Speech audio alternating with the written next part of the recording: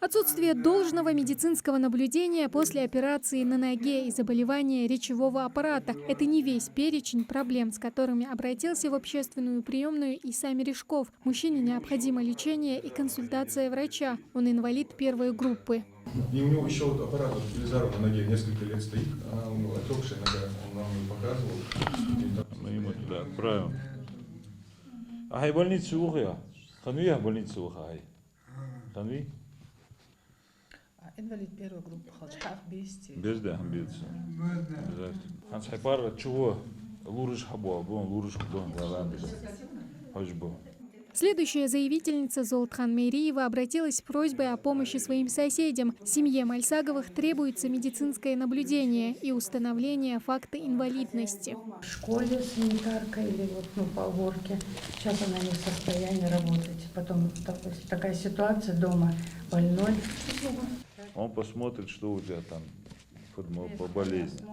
Дальше уже она на контроль возьмет, с врачом будет разговаривать. Обратиться в приемную Дмитрия Медведева можно не только лично, но и в онлайн-формате, как это сделал следующий заявитель.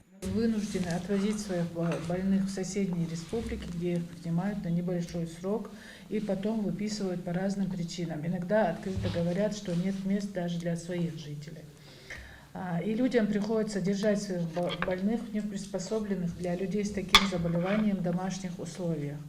Планируется ли у нас открытие психиатрической больницы? Как быть людям с их больными, пока нет такого учреждения? Есть ли какие-то договоренности у республики с другими регионами? Не обошлось здесь и без приятных моментов. Специальным значком «Единой России» награждают врача Московского многопрофильного клинического центра «Коммунарка» Аджигову Марину за помощь, оказанную на борту самолета беременной женщине. Аджигова Марина Исаевна за проявленные чувства социальной ответственности и врачебный профессионализм при оказании экстренной медицинской помощи молодой беременной женщине на борту авиалайнера. По настоящей рекомендации врача Аджиговой самолет совершил экстренную посадку в ближайшем аэропорту, что позволило обеспечить безопасность жизни и здоровья мамы и малыша. Молодец.